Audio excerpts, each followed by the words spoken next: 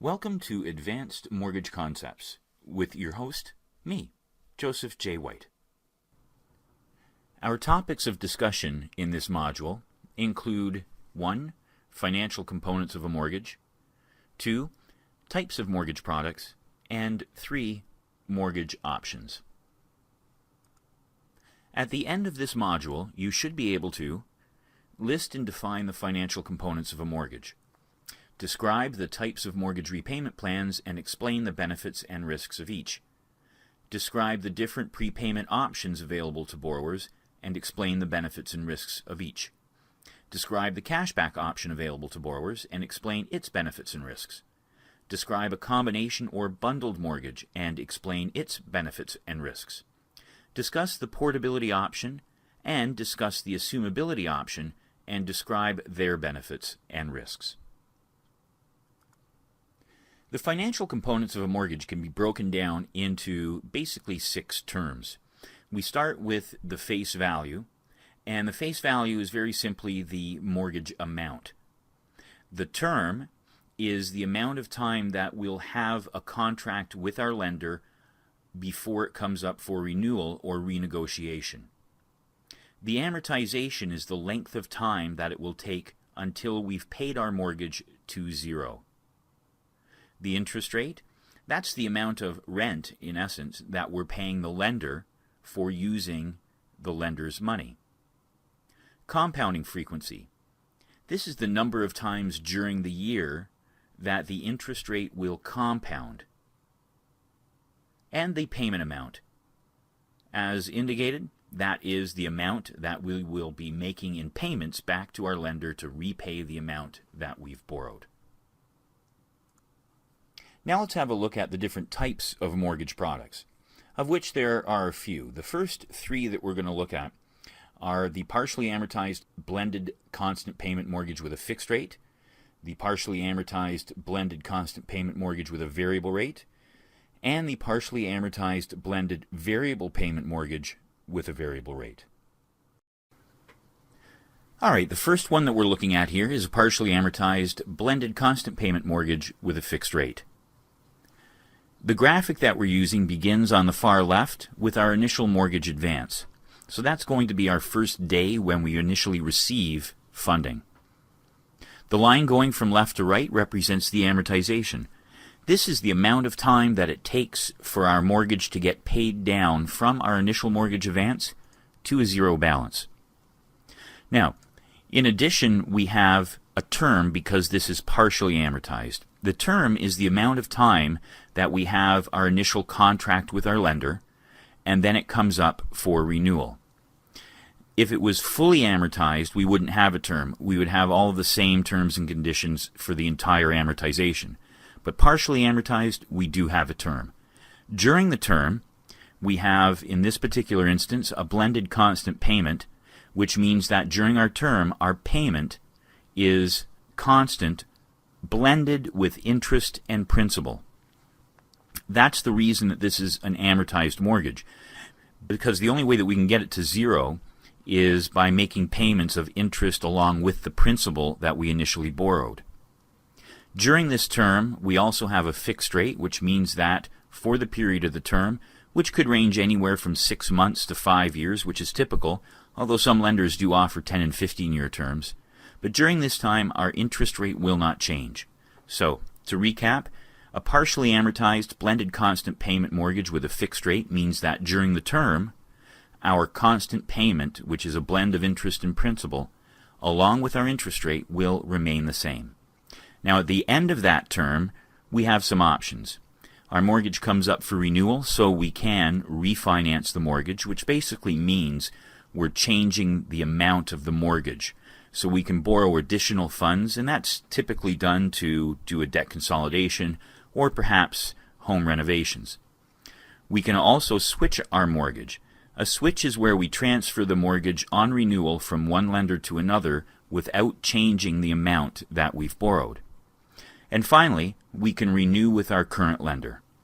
That means that the lender would send us a renewal form, we would choose the option that we wanted, and we would renew the mortgage with that lender at new terms and conditions for a new term. Now the next product that we're looking at is the same as our partially amortized blended constant payment mortgage with a fixed rate. However, it has a variable rate. In this particular instance, during the term, while all other terms and conditions remain the same, the interest rate is now variable. That means that if during the term the interest rate fluctuates, then the amount that would be paid to interest and the amount that would be paid to principal within our mortgage payment will also fluctuate. So if the interest rate goes up, then more of our payment goes to interest and less to principal. If the interest rate goes down, then more of our payment will go to principal.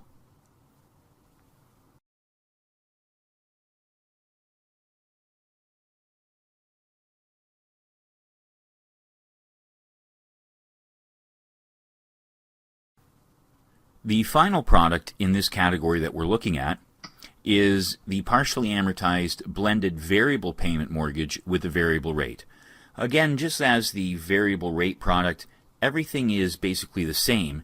However, the interest rate and the mortgage payment will fluctuate if the interest rate changes during the term. So, if the interest rate goes up, so does the payment. If the interest rate goes down, so does the payment. The other types of mortgage products that we're going to be looking at are the interest-only mortgage, HELOC, interest-accruing mortgage, and reverse mortgage. You can find detailed explanations of these different products in the manual, but I'll give you the highlights of each one. The interest-only mortgage means that during the term of the mortgage, we are only making payments of the interest that is accrued for that payment period. In other words, unlike the products we just looked at, we're not making blended payments of interest and principal. Therefore, this is not an amortized mortgage. This is a more common type of mortgage for private second mortgages, for example, where cash flow is of importance. So to keep the payment low, we exclude the principal repayment portion of the payment. A HELOC is a home equity line of credit, and this is very simply a line of credit secured by real property. The benefit of having a line of credit secured by real property is that interest rates tend to be much lower. In an interest accruing mortgage, over time, we're not making any payments back to the lender. However, interest is being charged on the amount outstanding. That is basically a reverse mortgage. There are basically a few providers of reverse mortgages in Canada today, and a reverse mortgage starts off by the borrower receiving a lump sum of cash and not making any payments or repaying the mortgage at all as long as they're alive and living in the home. The Canadian Home Income Plan is one example of a reverse mortgage lender. Now let's take a look at the different mortgage options that we can have with our mortgage. I always like to equate this to, you go to buy a car and you have different models of cars, which were basically the mortgage types that we looked at, and you can also have different bells and whistles, different options. So taking that car analogy to the mortgage side, we have mortgage options that different lenders will provide that can go along with the different types of mortgages that we just looked at. So let's look at, first of all, our prepayment options. We have a fully open mortgage and a partially open mortgage, and we also look at a closed mortgage. So on the options here, a fully open mortgage means that we can repay the mortgage at any time during the term without penalty, without notice, and of course, at renewal, we can do the same thing on any of these types of mortgages. On a partially open mortgage, which isn't a common term in the industry, but we use that to differentiate between a fully open and a closed mortgage, the partially open mortgage means that you can repay the mortgage at any time during the term. However, there is a penalty involved. Basically, that penalty is there because we have a contract with the lender. If during the term we want to break that contract, the lender is going to charge us a penalty. Now, the other option is a closed mortgage, which means that we do not have the right to prepay the mortgage in full during the term unless we sell our property in an arm's length transaction. Now, with a partially open mortgage, when we look at the penalties, and the same thing with a closed mortgage, if we make the sale and pay the mortgage off in an arm's length transaction, there still will be a penalty. Those penalties break down into two categories. One is a 3-month interest penalty, the other is the interest rate differential. The 3-month interest penalty is very self-explanatory. On prepayment of the mortgage, we have to give the lender 3 months' worth of interest. The interest rate differential is a little bit different. I'll give you an example. If we have a mortgage at an interest rate of 4% and we decide during the term to prepay the mortgage in full and break our contract with the lender, and if current market interest rates are 5%, that means the money that we give back to the lender will be able to be lent out at a higher rate. So we pay back the lender, for example, $200,000, and the lender can now lend that money out at 5%, which is 1% more than they were getting from us. That's good for them. Therefore, they're only going to charge us the 3-month interest rate penalty. If, however, we prepay that mortgage and market interest rates are 3%, that means that the lender is getting back the money that they were making 4% on from us, and they're going to lend it out to somebody else for 3%. They will therefore lose 1% on the outstanding balance for the period of time that we should have had that mortgage. They will then charge us the interest rate differential, which is 1% times the outstanding balance times the amount of time that's left in our term. That would then be our interest rate differential penalty. Another mortgage option that borrowers like to take advantage of is the payment increase. The payment increase means that after closing, so in other words, after we've received the money from the lender, we can go to the lender and request that we increase our mortgage payment. The benefit of doing that is that we can pay the mortgage off faster. If we get into trouble and can't afford the higher payment, most lenders allow the borrower to decrease the payment back to its original amount. So that's a nice option for somebody who wants to pay their mortgage off faster, or has extra money for a certain period of time, but then may want to decrease the payment back down to its original amount.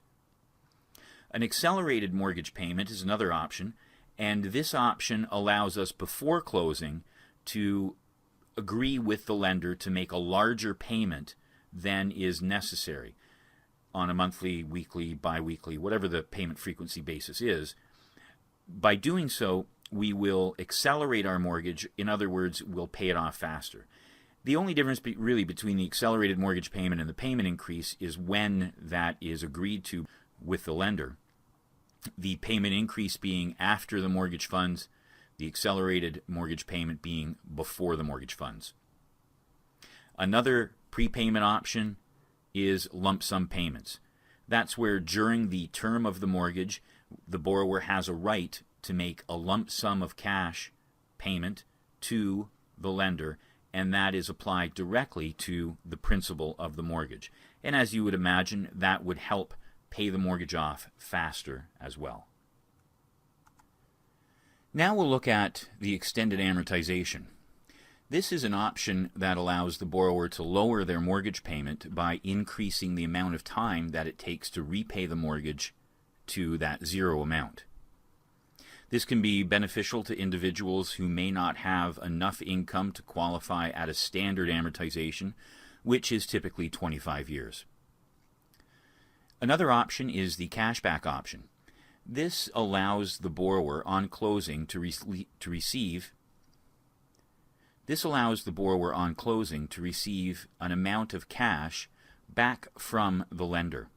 This may be beneficial if the borrower is using all of their funds as a down payment and may like to buy some furniture, some appliances, or so on for their new home if it's a purchase. It's important to note, however, that if the borrower prepays the mortgage in full before the end of the term, then the cashback amount they received on closing will have to be paid back to the lender at a prorated amount. For example, if they prepay the mortgage in full in the third year and they have 2 years left, then 2/5 of that 5-year term, if it's a 5-year term, 2/5 of the cash back would have to be repaid along with the outstanding balance.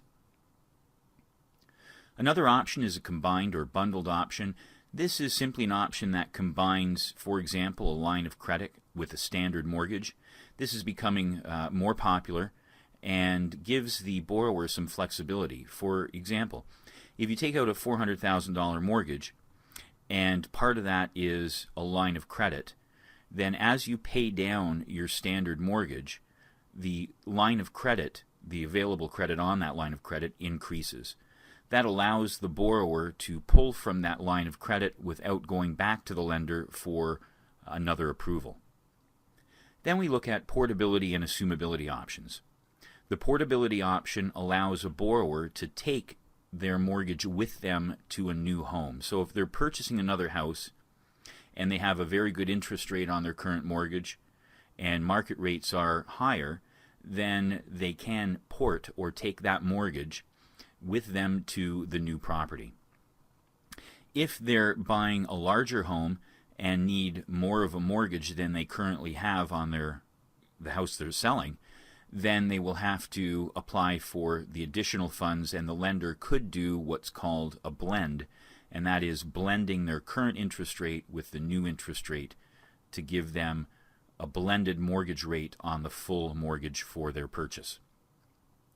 The assumability option allows a purchaser to take over the vendor or seller's mortgage. So, for example, if somebody is selling their home and they have a good interest rate or below market interest rate on their home, that could be a selling feature. The borrower could take over, or the buyer could take over that property and assume the mortgage. Now, if they need additional funds, the same applies as with the portability option. They can apply to that lender to increase the mortgage amount, and the lender has the option to blend the current mortgage interest rate with their current interest rate on the additional funds the borrower requires.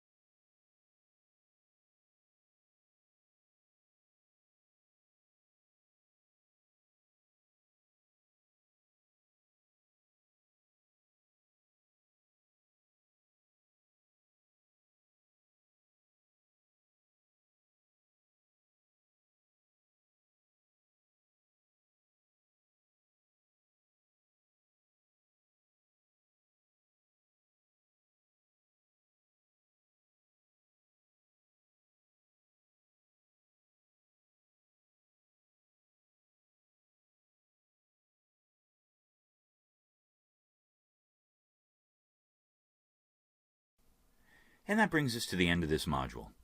Your next step is to ensure that you read the chapter in your textbook and complete the chapter review questions. The answers to those questions are at www.remic.ca.